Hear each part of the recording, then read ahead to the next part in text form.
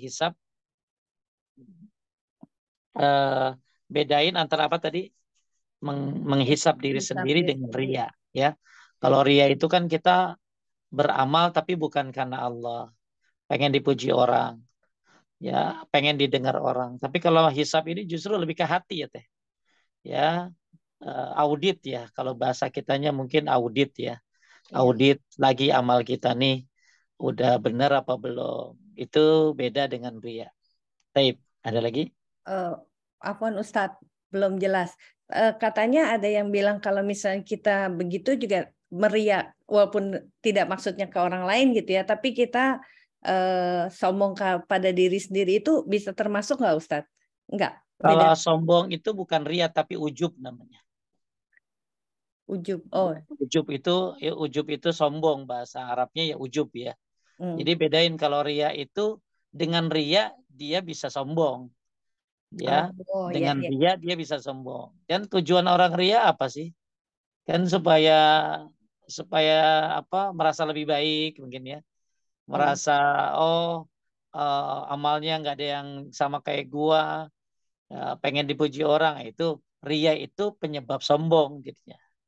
Jadi sombong itu akar daripada penyebab sebab gara-gara ria orang bisa sombong. Oh iya. Oke, jelas Ustadz. Terima kasih. Ya, kemudian ada yang dari kolom chat Ustadz. Assalamualaikum Ustadz, bagaimana agar saya dan suami bisa kompak sama-sama berhijrah dari zuhud terhadap dunia, bagaimana kiat-kiatnya? Udah banyak amat ya. Itu tadi kan udah kiatnya. Yang dari Hasan Al-Basri kan? Iya, itu sih. Apa tuh kata Hasan Al-Basri? Satu, karena rizki sudah dijamin, maka jangan takut diambil orang. Ya, jangan takut diambil orang. Berarti ya cari rizki silakan, harus satu. Cuman jangan sampai akhirnya 24 jam nyari duit terus. Sampai lupa ibadah. Sampai lupa kewajiban-kewajiban kepada Allah. Terus yang kedua apa tadi? Yang kedua, bahwa amal tidak akan dilakukan oleh orang lain. Maka Anda lah yang melakukan sendiri. Kemudian kalau tambah Sufyan Al-Tsauri, pendek angan-angan. Jangan sampai angan-angannya panjang. Pengen ini, pengen itu, ya. Terlalu panjang angan-angannya. Kalau beda ya, kalau angan-angan sama cita-cita. Kalau angan-angan itu halu kebanyakan. Oh iya. Halu. Kalau cita-cita tuh dia berusaha untuk mendapatkannya dengan cara yang halal. Apalagi tadi yang ketiga, yang keempat tuh. Yang ketiga, yakin Allah mengawasi. Yakin Allah mengawasi, muraqabah berarti. Ya, terus yakin bahwa kematian menanti. Oke, taib itu yang diajarkan oleh Hasan Al-Basri. Jadi kasih tahu suaminya supaya menuntut ilmu. Ya, kalau trik-triknya ya caranya ya menuntut ilmu berdua bareng. Ya nanti kalau udah menuntut ilmu ketemu satu bahasan. Tapi kalau nggak menuntut ilmu ya susah. Ya itu kuncinya dulu nomor satu. Ya menuntut ilmu. Ajak suaminya menuntut ilmu. Lanjut. Saya kasih kesempatan yang raise hand, Ustadz, boleh? Silakan. Ya, silakan Ibu Yati. Ya, makasih Bu. Ya, Assalamualaikum warahmatullahi wabarakatuh, Ustaz. Saya mau menanyakan ini, Ustaz ya.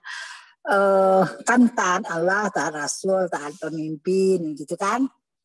Iya. Nah, ada tuh kalau pemimpinnya misalnya itu kayak gini, bohong apa gitu kan? Tetap ditaati dalam ketaatan. Tapi kan kita kesal gitu, Ustaz. Ya jangan kesel, kan nggak boleh kesel sama pemimpin. Yang ada doain. Kalau ibu kesel nggak nyelesain masalah. Tapi kalau demo nggak nyelesain masalah. Tapi kalau doa, bisa nggak Allah rubah hatinya? Iya, Ustaz. Iya, kadang-kadang kita kan demennya ngeritik ya. Ya, ngeritik tapi nggak ngasih solusi. Terus demennya ngeritik tapi nggak doain. Dan hati-hati ya, jangan sampai terjadi chaos antara pemimpin dengan rakyat. Ya, akhirnya nanti takut gara-gara itu, karena kan dia punya kekuasaan. Nanti akhirnya kita udah aman-aman begini, akhirnya jadi kacau deh Bu. Betul nggak? Iya Ustaz. Mau nggak kayak Suriah? Iya benar. Aduh, nauzubillah ya. Aduh, iya. Jangan. Makanya Habis jangan bikin kacau dah. Makanya kita ya. disuruh taat selama pemimpinnya itu nyuruhnya dalam kebaikan. Ya. Tapi Tapi kan misalnya enggak, sampai maksudnya gini, Ustaz, kan misalnya itu katanya ya kayak Jokowi gitu kan bohong apalah katanya di grup gitu kan, di postingan. Nah, itulah orang-orang kita ya begitu. Hati-hati ya. Nggak boleh kita mencela pemimpin. Banyak apa hadis-hadis yang melarang kita untuk mencela pemimpin. Dosa Ya, kita Ustaz ya. iyalah ya. Ya Allah. Mending jelas beritanya. Cuman katanya doang. Ya, Iya. iya. Yang penting jangan dicela. Kalau mau nasehatin boleh, tapi depan empat mata. Makanya ada adab-adab. Ada adab-adab terhadap pemimpin. Ya, yang Iya, pasti iya. pemimpin kita nggak akan ada yang seperti Umar bin Khattab, betul? Betul. Pasti banyak kesalahan, banyak kekurangan.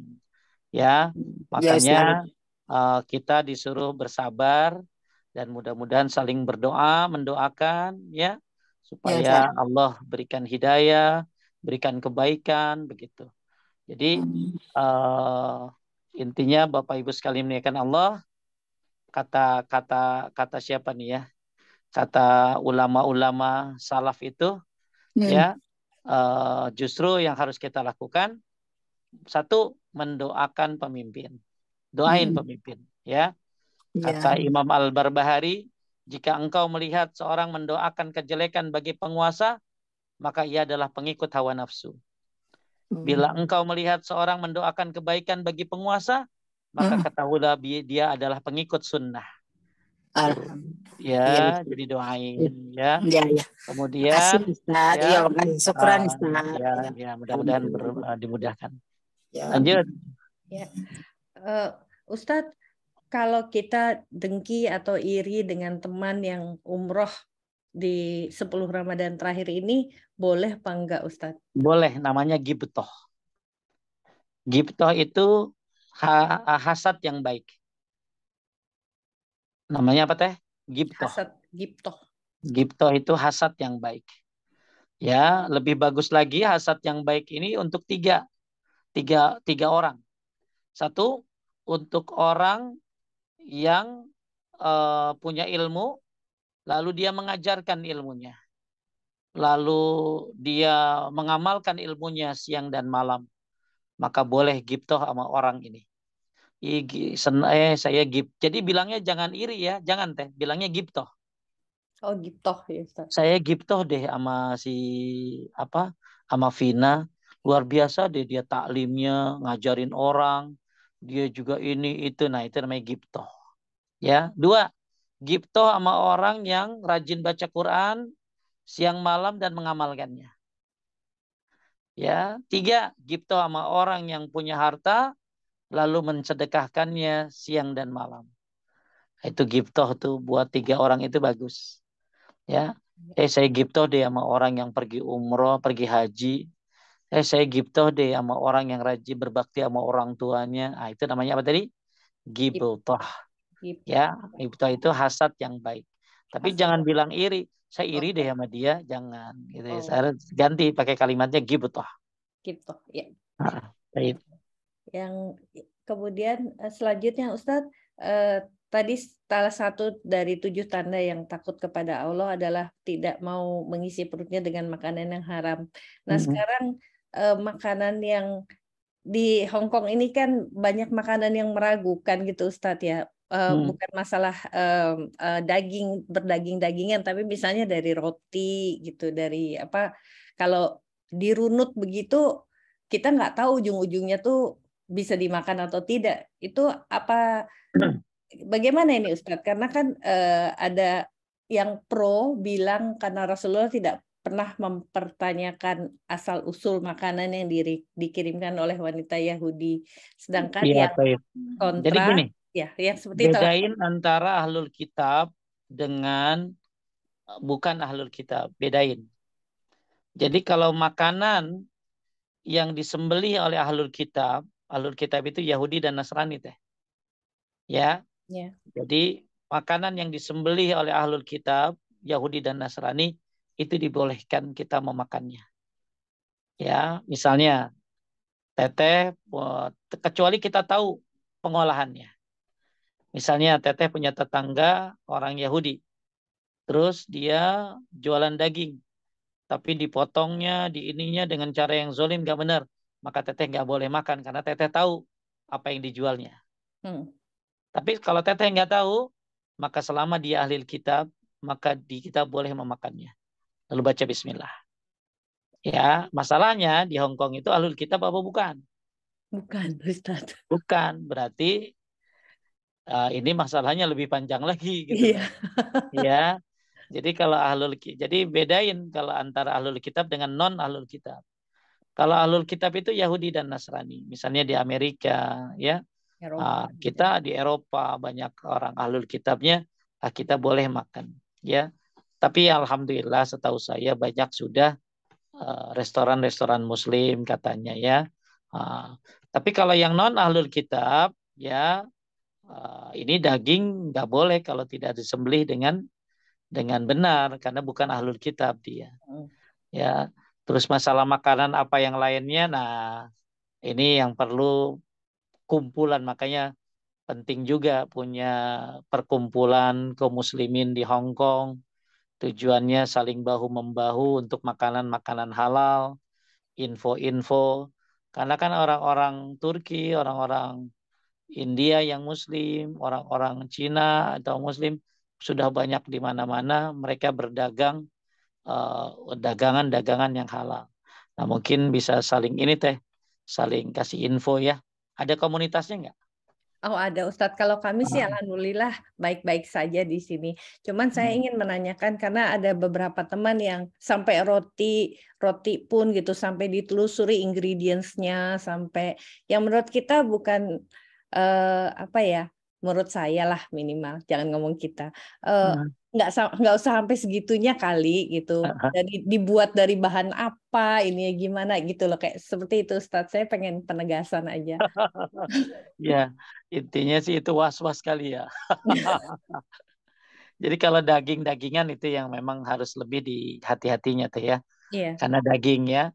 Tapi ke binatang sembelihan maksudnya. Tapi kalau masalah roti dan lainnya mungkin di kita juga kalau ditelusuri ada aja kali zat-zat yang ini ya. Zat-zat yang kita nggak ngerti ya.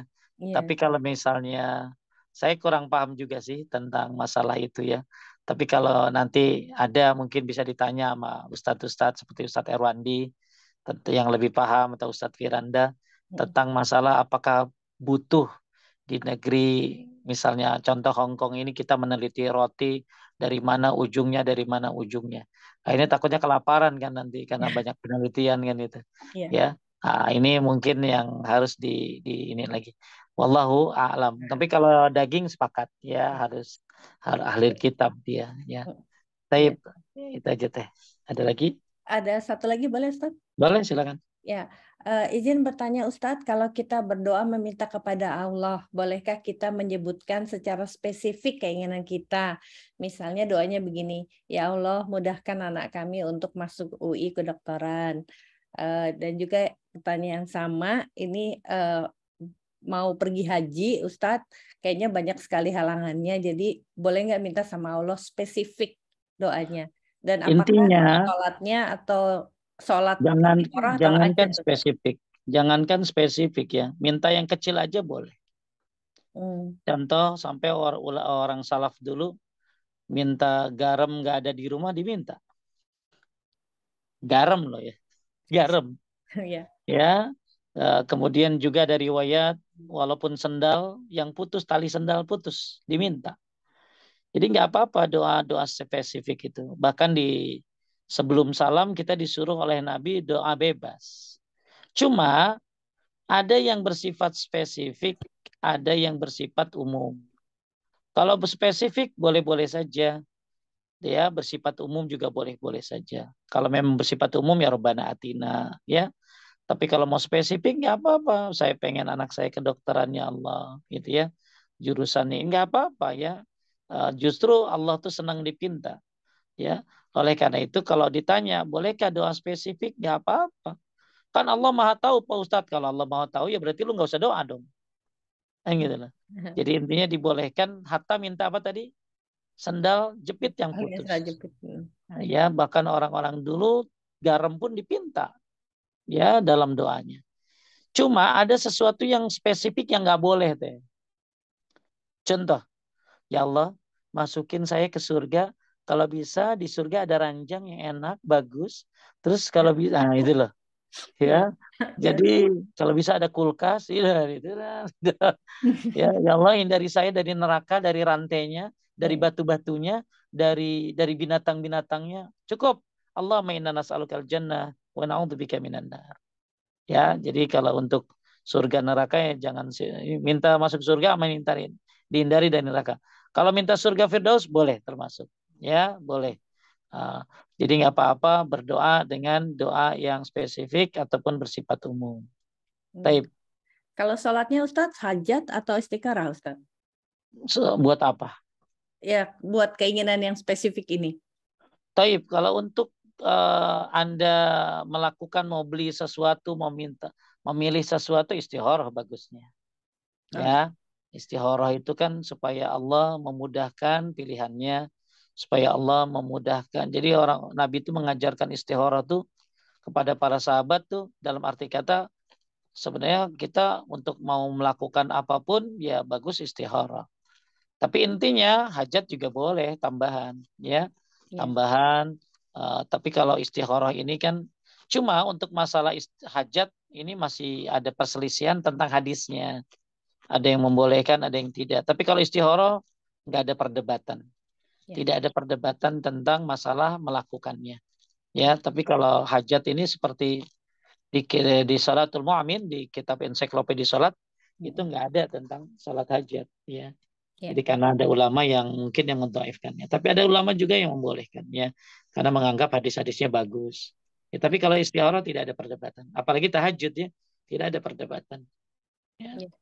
Baik. Masih boleh satu lagi Ustadz? Boleh satu lagi.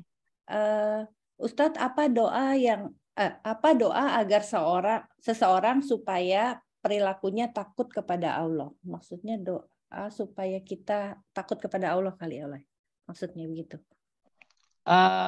Intinya ada doa yang memang kalau memang doa untuk takut kepada Allah secara khusus saya nggak tahu, ya. Tapi kalau Anda mendoakan orang lain supaya dapat hidayah itu ada. Allah Mahdi, ya sebutin namanya, ya. Tapi kalau secara khusus ya Allah jadikanlah aku orang yang takut kepadamu, saya belum tahu, ya saya belum tahu. Tapi kalau kita mendoakan orang supaya dapat hidayah, nanti kan kalau udah dapat hidayah dapat semuanya insya Allah, ya. Maka mungkin secara globalnya atau Robi Habli minas solihin kalau buat anak, insya Allah kalau udah soleh dia jadi mudah. Karena intinya gini, takut kepada Allah itu kan dimulai dari ilmu. Ketika dia mau menuntut ilmu, ya mungkin dia akan dapat pembahasan tentang masalah al-khauf ini, takut, maka akan jadi ngerti.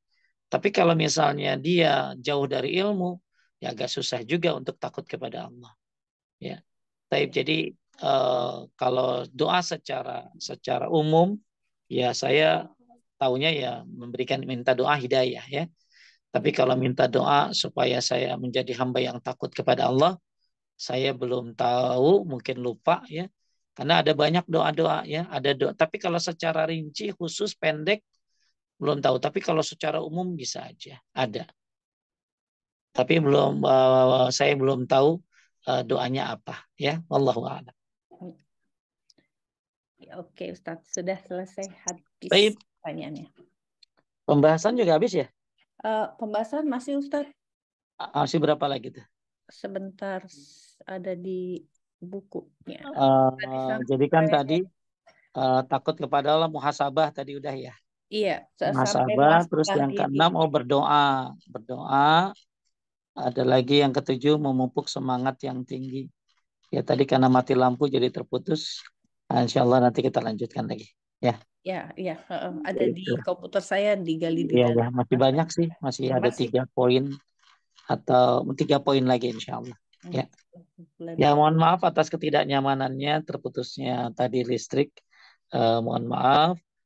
Insya Allah mudah-mudahan makin belajar kitab ini makin bisa efisien waktu kita, makin bagus kita memanage waktu ini, karena waktu adalah kehidupan kita, maka penting untuk memanage kehidupan kita. Hilang waktumu, hilang kehidupanmu. Yuk, ya, poin-poin yang tadi jangan sampai lupa ya Teh ya. Insya Apa Allah, poinnya yang udah kita pelajari tadi tuh, ya, jangan sampai lupa, kalau bisa diringkasin tuh. Ya. Diringkasin apa aja yang membuat efisien waktu yang sudah kita bahas, diantaranya adalah memahami tentang pentingnya waktu, kemudian zuhud terhadap dunia. Ingat zuhud itu apa tadi? Meninggalkan segala sesuatu yang tidak bermanfaat di akhirat. Ya, itu zuhud. Ya. Kemudian tadi zuhud bukan berarti miskin. Ya. Kemudian senantiasa mengingat kematian. Ya, dengan mengingat kematian maka kita akan jadi hamba yang baik. Dan ingat, ada yang lebih berbahaya dari kematian, yaitu lalai dari kematian dan mempersiapkannya. Kemudian takut kepada Allah, dan takut kepada Allah ini bisa dilihat dari tujuh sebab ya Teh ya. 7 sebab tadi, lisannya dan lain-lain. Kemudian terakhir muhasabah diri. Semoga bermanfaat dan jadi amal jariah buat Majelis Taklim Overseas.